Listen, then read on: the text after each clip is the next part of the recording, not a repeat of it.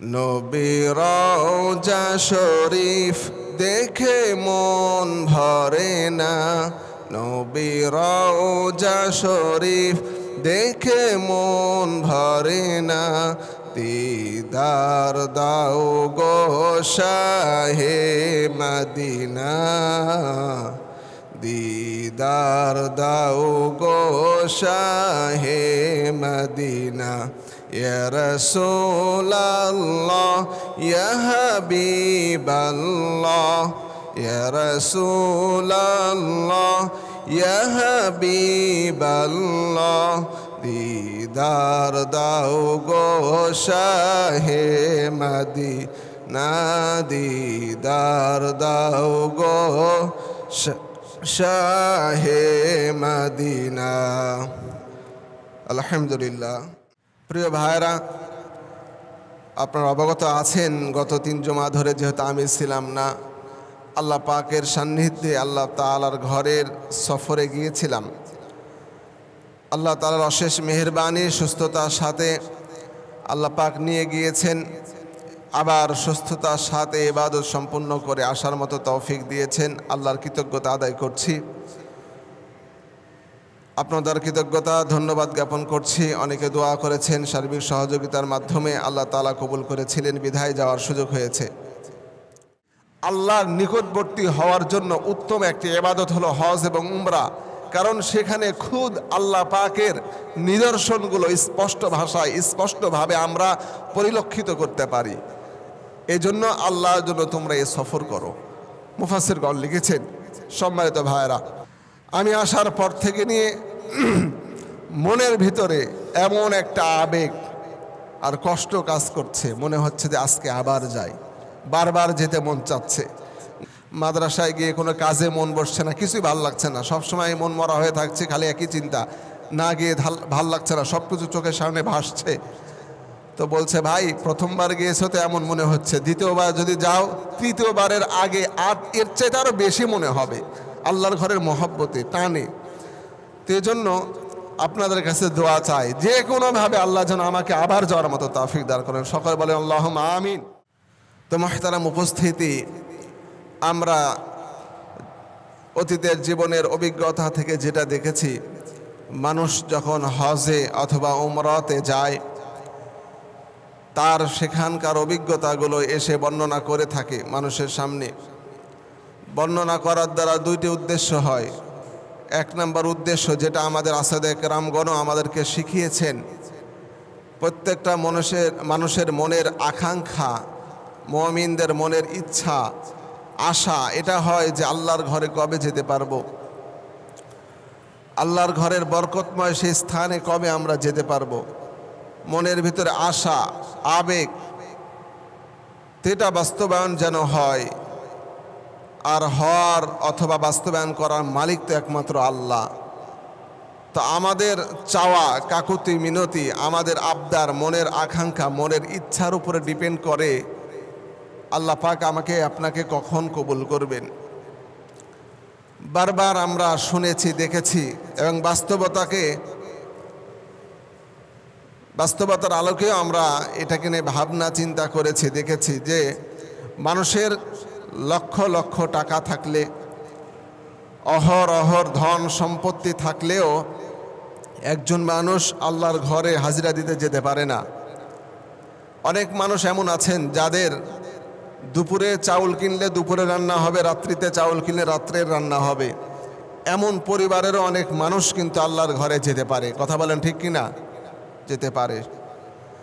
এইটা একমাত্র ডিপেন্ড করে, এইটা একমাত্র নির্ধারণ করার মালিক আল্লাহ পাক, এবং সেটা নির্ধারণ হয় আমার আপনার মনের চাহিদা, চাওয়া এবং আল্লাহর কাছে আশার উপরে। সুতরাং আমার আপনার মনের মধ্যে কতটুকু আশা আছে আল্লাহর ঘরে যাব, কতটুকু প্রচেষ্টা আছে, এইটা নির্ভর করবে আপনার সেখানে যাওয়ার প্রতি, যেটা বাস্তবতার আলোকে আমি বলছি, আমরা দেখেছি। সম্মানিত ভাইয়েরা, আমাদের সমাজে অনেক মানুষ এমন আছেন যাদের টাকা পয়সার অভাব নাই, কিন্তু সে কখনো কল্পনা করেনি, মনের ভিতর আশা করেনি, ভাবেও নি যে আমি কাবাতে যাব, আল্লাহর ঘরে যাব, নবীর রওজায় যাব। এমন চিন্তা ভাবনা আসেনি, আসলেও ওটাকে গুরুত্ব দেয়নি। যেমন গুরুত্ব সে দেয় আমার এই বছরের আলুর ব্যবসাতে লস হয়েছে, সামনে সিজনে ব্যবসাতে যেন লস না হয়, কিভাবে প্রস্তুতি নেওয়া যায়। এবছরে আমার পানে দাম পাইনি, পানে লস হয়েছে, সামনে বর বাদ দিয়ে অন্য কি ব্যবসাতে আমাকে সময় দেওয়া যায়, সেই চিন্তা ভাবনা নিয়ে সে ব্যস্ত আছে। কিন্তু একটাবারও তার ভিতরে এই ফিলিংস, এই চিন্তা ভাবনা আসতেছে না যে আমার তো টাকা আছে, আমার তো সম্পদ আছে, আমার বয়স হয়ে যাচ্ছে, আমি কিভাবে আল্লাহর ঘরে যাব, কোন বছরে যাব, কখন যাব, এই চিন্তা ভাবনা গভীরভাবে মানুষেরা ভাবে না। আমাদের এই ছোট অভিজ্ঞতা থেকে, যেমন আল্লাহ পাক কুরআনে হাকিমের মধ্যে বলেছেন আতিমুল হজ্জ ওয়াল উমরাতা লিল্লাহ, তোমরা আল্লাহর সন্তুষ্টির জন্য হজ এবং উমরা করো। আল্লাহ পাকের কথা, সূরা বাকারার 196 নম্বর আয়াত। এই আয়াতের তাফসিরে মুফাসসিরগণ লিখেছেন, আল্লাহর সন্তুষ্টির জন্য বান্দা যে কোনো ইবাদত করতে পারে, কিন্তু এখানে স্পেশালভাবে উমরা এবং হজের কথা আল্লাহ পাক কেন বলেছেন? এটার রিজন একটা মুফাসসিরগণ বের করেছেন যে মানুষ নামাজ পড়বে 5 ওয়াক্ত, প্রত্যেক দিন দৈনন্দিন নামাজ পড়বে আল্লাহর সন্তুষ্টির জন্য, এখানে নামাজই শেষ হয়ে যাবে। কিন্তু উমরা অথবা হজ আল্লাহর সন্তুষ্টির জন্য মানুষ অর্জন করতে গিয়ে সেখান থেকে বাস্তব কিছু শিক্ষা এবং বাস্তব কিছু দিলের চাহাত পূরণ করে নিয়ে আসবে, যেটা নামাজ, জিকির, কোরআন তেলাওয়াত, অন্যান্য নফল ইবাদতের দ্বারা সম্ভব নয়। আমরা এখানে যারা উপস্থিত আছি অনেকে হজে গিয়েছি, উমরাতে গিয়েছি, আপনাদের কাছে ব্যাপারগুলো পুরাতন হলেও বাস্তবতা এটাই, আপনারাও স্বীকার করবেন বা এটাই, কাবার চত্বরের যে হালত, যে অবস্থা, এত ভিড়, এত মানুষ, এবং কাবার মেন চত্বরের উপরে কোনো ছাদ নেই, ডাইরেক্ট রৌদ্র আসছে, ডাইরেক্ট রোদের তাপ, আল্লাহর কারিশমা, এবং কাবার ফ্লোরে যেই মার্বেল পাথর দিয়ে প্লাস্টার করা হয়েছে, এভাবে টাইলস সেট করা হয়েছে, ওইটার এমন একটা কুদরত দেখেন, এত রৌদ্রের তাপ, ওখানে কিন্তু কোনো তাপ হচ্ছে না, একদম গরম না, মনে হচ্ছে এসি, নিচ থেকে এসির বাতাস আসে এমন। মদিনাতে যখন ছিলাম, জোহরের নামাজ পড়ে হোটেলে যাওয়ার জন্য বের হয়ে আসছিলাম, ওই সময় আমার স্যান্ডেল হারায় গেছে। তো মুআল্লিম আমার সাথে ছিল, বলতেছে কারো একটা স্যান্ডেল যে কোনোভাবে ম্যানেজ করো, তুমি হাঁটতে পারবা না, হয়তো বা এখান থেকে নিয়ে ওই যে কলেজ আছে আমাদের মুগাসি কলেজ, এতটুকু হাঁটতে হবে, তারপরে বাসে উঠতে পারবো। তা আমার ধারণা ছিল এতটুকু আর খালি পায়ে হাঁটার কি একটা সমস্যা, কোনো ব্যাপারই না, আমি এটাই ধারণা করছি, বাস্তব বলছি। তো প্রথমে যখন ছায়া শেষ হয়ে রোদ শুরু হলো, বিশ্বাস করেন আমি 20টা ধাপও দিতে পারিনি, 20টা ধাপ দিতে দিতে আমার পায়ে ফোঁসা পড়ে গেছে, এত রৌদ্রের তাপে ওই যে টাইলসগুলো গরম হয়েছে, 20 ধাপও দিতে পারিনি, সম্ভবই হয়নি। দৌড় মেরে যে ওই যে হোটেলের যে বারান্দাগুলো, অন্যান্য হোটেল, এই হোটেলের বারান্দা দাঁড়িয়ে থাকলাম। পরবর্তীতে আমি ওখানে বসে থাকলাম, আমার সাথী ভাইয়ের কয়েকজন যে বাসে উঠার পরে অন্য একজন, মানে আমার ওয়াইফের স্যান্ডেলটা নিয়ে এসে আমাকে দিল, আমি স্যান্ডেল পায়ে দিয়ে পরে বাসে উঠেছি। এত রৌদ্রের তাপে টাইলস অথবা ফ্লোর গরম হয়ে থাকে, আমার তো মনে হলো ডিম ওখানে ভেঙে দিলে ডিম পোষ হয়ে যাবে মুহূর্তের মধ্যে, এত তাপ। অথচ আমি যে মানুষ, আমি অনেক ঘেমে যাই, আল্লাহর কি কুদরত, এত রৌদ্রের তাপ, আমরা এখান থেকে বাজারে মোড়ে হেঁটে হেঁটে যেতে যেতে কিন্তু রৌদ্রের তাপে আমাদের গা চিটমিট করা শুরু করে দেয়। ওখানে কিন্তু এই জিনিসটা নাই। আবার বিশেষ বিশেষ রহমত আছে, আমি এগুলো বলবো না, সবগুলো বলার মতো সুযোগও হবে না, জাস্ট এতটুকু বলছি যে আল্লাহ পাক যে আমাদেরকে নির্দেশ দিয়েছেন, তোমরা উমরা এবং হজে গিয়ে আল্লাহর সন্তুষ্টি অর্জন করো, নিজেদের মনের খায়েশাত চাহিদা পূরণ করো, আল্লাহর প্রতি আল্লাহর বান্দার যে বৈশিষ্ট্য হওয়ার দরকার, আল্লাহর প্রতি একত্ব, আল্লাহর দিকে ফিরে যাওয়া, এইটা তোমরা অর্জন করো। তো মোরাল অফ দ্য হিস্টোরি এটাই বলবো যে আমাদের জীবনে, আমি ছোট বয়সে বা আমার এই ইয়াং বয়সে আমি গিয়ে যা অভিজ্ঞতা হলো, একজন মানুষ যদি মনে করে, আপনাদের জন্য বলছি, যারা মনে করেছেন যে নাতি হয়ে যাক, বেটা বেটির বিয়ে দেই, একটু বয়স হোক, তারপরে হজে যাব, উমরাতে যাব, নেহায়াত ভুল সিদ্ধান্তের মধ্যে আপনি আছেন।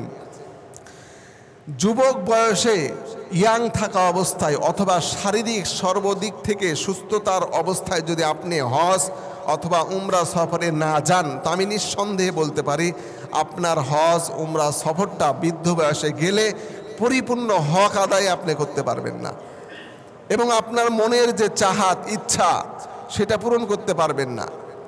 বয়স হয়ে যাওয়ার পরে আপনি কাবার গিলাফটাও ধরার সুযোগ পাবেন না।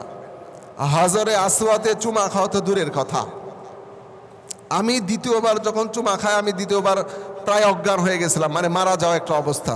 অনেকেও তাই হচ্ছে। প্রথমবার যখন চুমা খেতে গিয়েছে আমার এহরাম উপর থেকে কখন পড়ে যে হারায় গেছে আমি বলতেই পারবো না। চুমা খেয়ে চলে আসার পরে খেয়াল করে দেখছি যে গায়ে এহরাম নাই। এত চাপ, এত ভিড়, তো আমরা অনেকেই চিন্তা করেছি বয়স হলে যাব। তো বয়স হলে যেমন আমার আব্বা গিয়েছে, আমার শ্বশুর গিয়েছে, আমার শাশুড়ি আম্মা, নানির শাশুড়ি, একটা কেউ কিন্তু হাজরে আসওয়াদের আশেপাশে যেতে পারেনি, চুমা খাওয়া তো দূরের কথা। আমার আব্বা জোরপূর্বক কষ্ট করে কোনো রকমের গিলাফ ধরে দোয়া করেছে, আমার শ্বশুরও পারেনি। তো কেন? তাদের বয়স হয়েছে, সাহসে কুলাচ্ছে না আমি ওখানে যাই, এমন চাপ। প্রিয় মুহতারাম উপস্থিতি, এজন্য বলবো যে আমরা যাদের সামর্থ্য আছে অথবা সামর্থ্য হয়নি, প্রচেষ্টা করেন, নিয়ত করেন আল্লাহর কাছে, বারবার কান্না করেন, চান আল্লাহ পাক যদি কবুল করেন অতি তাড়াতাড়ি অল্প বয়সে যাওয়াটা সবচেয়ে বেটার। পরবর্তীতে দেখা যাবে আপনার টাকা হয়েছে, আপনি যাবেন, কিন্তু এই ইবাদতগুলো পরিপূর্ণ করতে পারবেন না। সাই করা অনেক কঠিন, এতগুলো হাঁটা একসাথে আমাদের বাংলাদেশিদের জন্য খুব কষ্টকর। আল্লাহ পাক এই জন্য কোরআনে হাকিমের মধ্যে জানিয়েছেন, তোমরা আল্লাহর সন্তুষ্টি অর্জনের জন্য হজে এবং উমরাতে যাও। মুফাসসিরগণ এই আয়াতে আল্লাহর নিকটবর্তী হওয়ার জন্য উত্তম একটি ইবাদত হলো হজ এবং উমরা, কারণ সেখানে খুদ আল্লাহ পাকের নিদর্শনগুলো স্পষ্ট ভাষায় স্পষ্টভাবে আমরা পরিলক্ষিত করতে পারি। এই জন্য আল্লাহর জন্য তোমরা এই সফর করো। মুফাসসিরগণ লিখেছেন, সম্মানিত ভাইয়েরা, এজন্য আল্লাহ পাক আমাদের প্রত্যেককে হজ এবং উমরা সফরে যাওয়ার মতো তৌফিক দান করুক। সকলে বলছে আল্লাহুম্মা আমিন। শেষ কথা এই ব্যাপারে বলবো, আমি আসার পর থেকে নিয়ে মনের ভিতরে এমন একটা আবেগ আর কষ্ট কাজ করছে, মনে হচ্ছে যে আজকে আবার যাই, বারবার যেতে মন চাচ্ছে। গতকালকে কাটাখালী মাদ্রাসায় প্রায় 1:30টা পর্যন্ত ছিলাম, বড় হুজুরের সাথে বিভিন্ন মাশওয়ারার জন্য গিয়েছিলাম। ওখানে 2-1 জন মুআল্লিমও ছিলেন আমাদের সাথী ভাইয়েরা। তো তারা বলছেন, আমি তাদের সাথে ব্যাপারটা শেয়ার করলাম যে ভাই আমার তো ভিতরে অশান্তি লাগছে, মাদ্রাসায় গিয়ে কোনো কাজে মন বসছে না, কিছুই ভাল লাগছে না, সবসময় মন মরা হয়ে থাকছে, খালি একই চিন্তা, না গিয়ে ভাল লাগছে না, সব কিছু চোখের সামনে ভাসছে।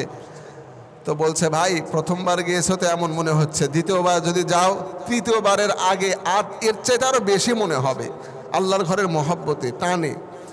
তো এই জন্য আপনাদের কাছে দোয়া চাই, যে কোনোভাবে আল্লাহ যেন আমাকে আবার যাওয়ার মতো তৌফিক দান করেন। সকলে বলেন আল্লাহুম্মা আমিন।